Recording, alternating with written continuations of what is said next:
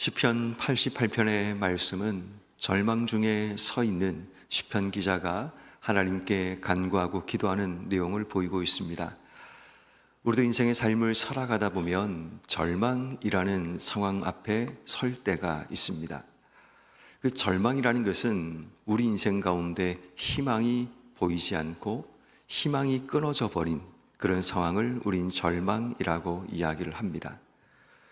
우리가 보기에 출구가 보이지 않고 우리가 볼 때에 어디에도 우리의 삶의 문제를 해결할 수 있는 방법이 없다고 판단하는 바로 그 상황이 절망이라는 상황입니다. 그러다 보면 우리는 어떻게 행동하는가 하면 절망이라고 생각하는 순간 우리는 손을 늘어뜨리게 됩니다. 더 이상 내가 해야 할 일이 없다고 판단하고 우리의 삶의 의욕을 스스로가 제어합니다. 희망이 없는 상태에서 내가 뭔가를 하는 자체가 무의미하고 또 아무런 도움이 되지 못한다라고 판단을 하는 거죠. 그렇기 때문에 우리는 더 이상 청소도 할 이유가 없고 먹어야 될 이유도 느끼지 못합니다. 뭔가를 해야 된다라는 생각 자체가 우리 안에 사라져 버리는 거죠. 근데 정말 조심해야 될 것은 뭐냐 하면 내 눈에 희망이 보이지 않는다고 희망이 없느냐라는 것을 물어야 합니다. 다시 말해 내가 보기에 희망이 없다면 하나님 보시기에 희망도 없는 것인가 라는 겁니다. 이 말을 바꾸어 얘기하면 크리스찬들에게 절망이라는 말이 과연 맞는 말인가 라는 이야기입니다. 내가 보기에 희망이 보이지 않고 내 앞에 출구가 보이지 않는다고 희망이 없다고 판단을 하면 결국 우리 인생 가운데는 하나님이 없다라는 이야기가 되고 하나님께서 이 모든 삶의 상황 가운데 희망이라는 문을 여실 수 없다라는 그런 말이 되고 마는 겁니다. 다시 말해 이 말은 하나님께서 우리 가운데 행하실 일들을 부정하고 하나님이 없다고 판단하는 우리가 할 수 있는 교만의 모습이 바로 절망이라고 판단하는 우리의 모습이라는 겁니다. 그런 의미에서 크리스천들에게는 절망이라는 단어는 없어야 합니다. 절망의 상황은 우리 앞에 찾아올 수 있습니다. 그런데 우리가 이 상황을 절망이라고 판단하는 것은 교만이고 그것은 옳지 않다라는 겁니다. 오늘 성경 말씀에 보면 이 절망의 상황 앞에 서 있는 시편 기자의 아주 애절하고 우울하고 슬프고 고통스러운 외침과 간구가 오늘 본문 속에 등장합니다. 그가 지금 얼마나 힘든 상황을 맞이하고 있는가를 3절 말씀에 보면 나의 영혼에 재난이 가득하고 나의 생명은 소울에 가까웠고 4절 무덤에 내려가는 자 같이 인정되고 힘없는 용사 같고 죽은 자 가운데 던져진 바 되었고 죽음을 당하여 무덤에 누운 자 같으니이다. 완전히 절망적인 상황 가운데 내몰렸다는 것을 이야기합니다. 계속해서 시편 기자는 죽음과 맞물린 자신의 상황을 비유하여 설명하고 있습니다. 죽음의 상황이라는 것은 내가 뭔가를 할 수 없음을 말하는 거죠. 더 이상 내게 희망이 보이지 않고 뭔가를 할 수 없다라는 것을 그가 지금 대변하고 있음을 보게 됩니다. 아마도 이런 상황이 우리에게 찾아오면 당연히 우리의 삶이 손을 늘어뜨리게 되고 희망이 없다고 우리가 해야 될 일을 하지 않고 삶의 의욕마저 스스로가 꺾어버리는 그런 일들이 일어나게 됩니다. 그런데 우리가 주목해야 될 한 가지가 있습니다. 이 상황 가운데 시편 기자가 어떻게 이 상황을 보고 있느냐를 우리는 주목해야 됩니다. 6절 말씀에 보면 시편 기자가 이렇게 말을 하죠. 주께서 나를 깊은 웅덩이와 어둡고 음침한 곳에 두셨나이다. 자, 중요한 것은 지금 상황은 변하지 않습니다. 깊은 웅덩이와 어둡고 음침한 곳에 나를 두었다는 겁니다. 7절도 마찬가지입니다. 주의 노가 나를 심히 누르시고 주의 모든 파도가 나를 괴롭게 하셨다라고 말을 합니다. 더 나아가서 8절 말씀에도 내가 아는 자를 내게서 멀리 떠나게 하시고 나를 그들에게 가증한 것이 되게 하셨사오니 나는 갇혀서 나갈 수 없게 되었나이다 라고 이야기합니다. 자, 그런데 시편 기자의 고백이 앞서 3절부터 5절까지의 말씀과 달라진 한 가지가 있다면 주어가 바뀝니다. 주께서라는 단어이죠. 다시 말해 지금 내가 맞이하고 있는 이 상황이 주께서 내게 주신 상황이라는 인생의 주어가 바뀌어지게 됩니다. 똑같은 상황이지만 그가 고백하고 판단하는 내용은 주께서 나를 어두운 곳에 던지셨고, 주께서 나를 갇힌 자 중에 던지셨고, 주께서 나를 음침한 곳에 두셨다라고 말합니다. 18절 말씀에 주는 내게서 사랑하는 자와 친구를 멀리 떠나게 하셨고 내가 아는 자를 흑암에 두셨나이다 라고 말을 하고 있지만 이 말을 제대로 번역하면 이런 겁니다. 주께서 나로부터 사랑하는 자와 친구를 멀리 떠나게 하셨고 주께서 어둠이 나의 가까운 친구가 되게 하셨다라고 이야기를 하는 겁니다. 똑같은 이야기지만 절망이라고 판단하는 것은 하나님이 없는 자들이 판단하는 거지만 똑같은 어둠과 갇힘과 고통 가운데 서 있는 상황이지만 주께서 이렇게 하셨다라고 고백하는 시편 기자의 말 속에는 반대로 주께서 이 상황 가운데 해결하실 수 있다라는 희망과 소망도 그 속에 담겨 있는 겁니다. 다시 말해 우리 인생의 절망적인 상황을 맞이할 때 주님이 내 삶 속에 사라진다면, 하나님을 잊어버린다면 우리 인생은 3절부터 5절까지의 상황 속에 내 삶을 던져버린 겁니다. 죽음이 내게 임하였고 내 삶이 소홀에 내려가게 되었고 죽은 자 중에 죽음을 당하여 누운 자처럼 내가 그렇게 살고 있습니다라고 절망 속에 내 삶을 던져버린 상황 속에 우리가 서게 될 수 있지만 그럼에도 불구하고 믿는 자들의 삶은 주님께서 내 삶에 이렇게 하셨다라는 겁니다. 이 고백 속에는 주님께서 나를 그곳에 두신 이유와 목적이 있을 것이다라는 고백이 되기도 하고 또 주님께서 이 상황을 역전시킬 수 있다라는 고백이 되는 겁니다. 그래서 오늘 성경 말씀에 우리가 주목해야 될 단어가 뭔가 하면 1절 말씀부터 보면 내가 주야로 주 앞에서 부르짖었사오니 나의 기도가 주 앞에 이르게 하시며 나의 부르짖음에 주의 귀를 기울여 주옵소서. 지금 이 상황 가운데 시편 기자가 하는 게 뭔가를 보니까 부르짖음입니다. 그런데 어떻게 부르짖는가 보니까 1절 말씀 주야로 밤낮으로 하나님께 부르짖습니다. 9절 말씀에 보면 곤란으로 말미암아 내 눈이 쇠하였나이다. 여호와여 내가 매일 주를 부르며 주를 향하여 나의 손을 들었나이다. 매일 주를 향하여 부르고 있음을 보게 됩니다. 특별히 여기서 우리가 주목해야 될 것은 주를 향하여 나의 두 손을 들었다는 것은 하나님께 항복함을 의미합니다.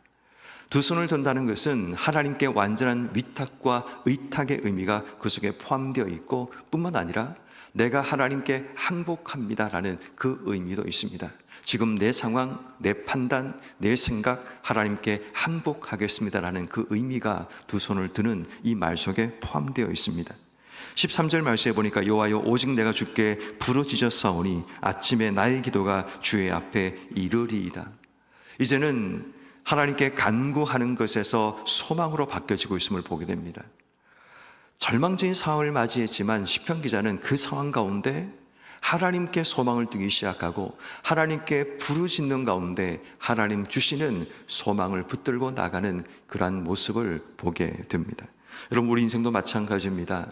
희망이 없어 보이는 삶의 상황 앞에 설 때가 있습니다.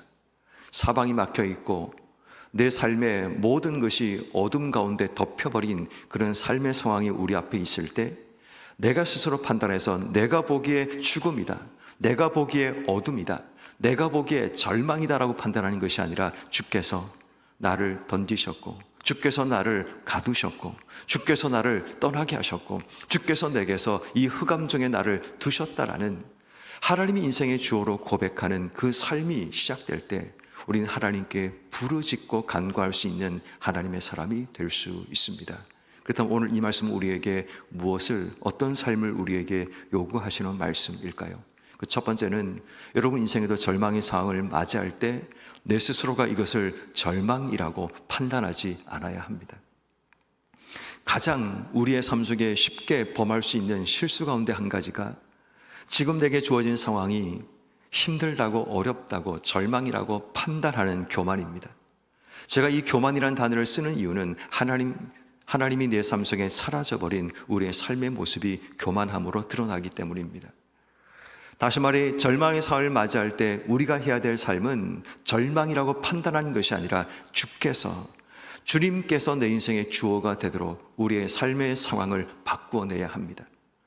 상황은 전혀 바뀌지 않았습니다. 똑같은 절망적이고 힘든 상황이 우리 앞에 있지만 주어가 바뀝니다. 내가 이 상황 가운데 판단하는 것이 아니라 주께서 행하신 일이라는 그 지혜가 우리에게 필요합니다. 그러면 똑같은 상황이지만 다릅니다.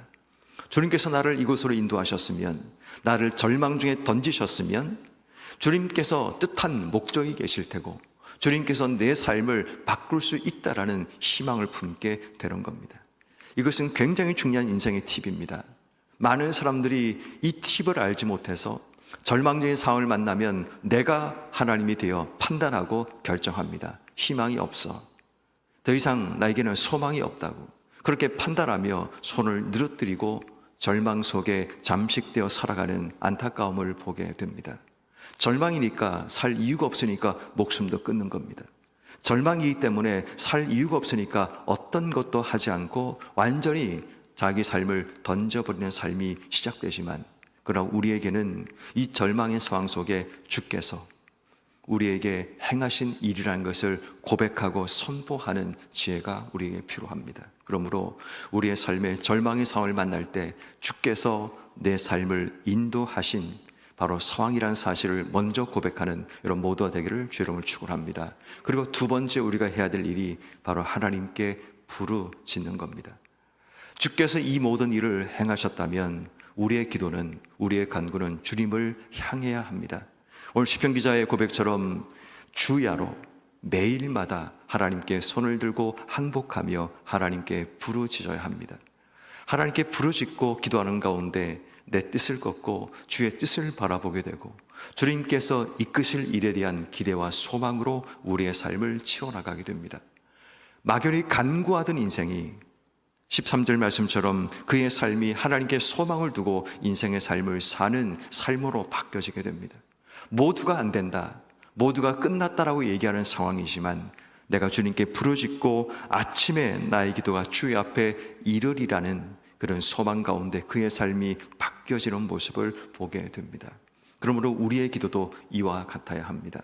절망적인 상황 가운데 할 일이 없다면, 할 수 있는 것이 아무것도 없다면 문은 열려 있습니다. 그래서 우리는 하나님을 향해서 우린 기도하고 간구하는 지혜가 필요합니다. 주께서 우리의 삶을 이끄셨다면 주께서 그 모든 상황을 정리하셔야 되겠죠.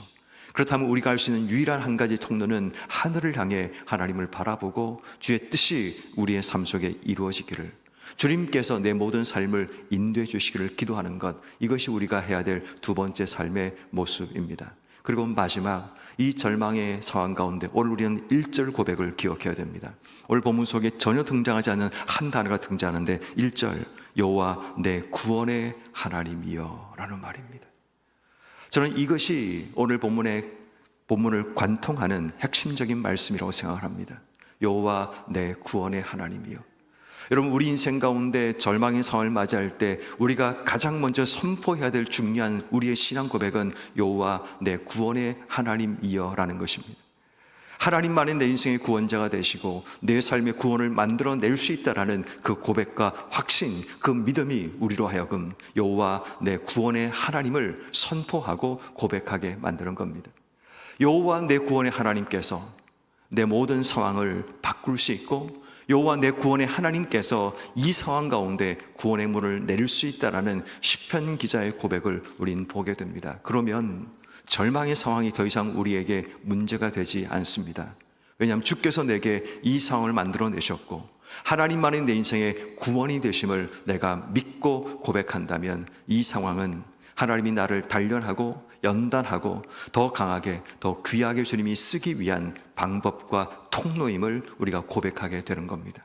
그러므로 여러분, 어떤 삶의 자리 가운데 우리의 삶이 던져질지라도 세상 사람들처럼 절망하고 낙심하고 미움과 분노 가운데 인생의 삶을 살아가면 안 됩니다. 우린 달라야 됩니다. 왜냐하면 우린 하나님의 사람들이잖아요. 하나님의 사람들은 하나님 사람답게 판단하고 하나님 사람답게 행동해야 합니다. 왜냐하면 우리는 하나님 앞에 서야 하는 사람들이기 때문입니다. 세상적인 미움과 욕심과 분노와 그런 욕망으로 가득 찬 인생의 삶을 살아가다가 하나님 앞에 서게 되면 얼마나 부끄러운 삶이 되겠는가라는 겁니다. 비록 우리의 삶이 내 뜻대로 풀려지지 않아 절망과 같은 상황이 내 앞에 왔을지라도 주님께서 나를 이곳으로 인도하셨다면 우리의 할 일은 주의 뜻을 구하며 하나님께 부르짖는 거고, 우리의 마지막 우리의 삶의 고백은 내 구원의 하나님이여라는 고백이 우리 속에 있을 때 끝까지 우리는 손을 늘어뜨리지 않고 하나님을 향한 기대와 소망 가운데 주어진 삶을 살 수 있습니다. 오늘도, 그리고 우리가 살아가는 앞으로의 삶의 자리에서도 절망의 상황이 찾아올 때 오늘 시편 88편의 말씀을 기억하셔서 하나님께서 우리 인생의 구원자 되심을, 하나님께 내가 부르짖어야 됨을, 그리고 하나님을 내 인생의 주어로 삼고 나가시는 여러분 한 분 한 분 되기를 주의 이름으로 축원합니다.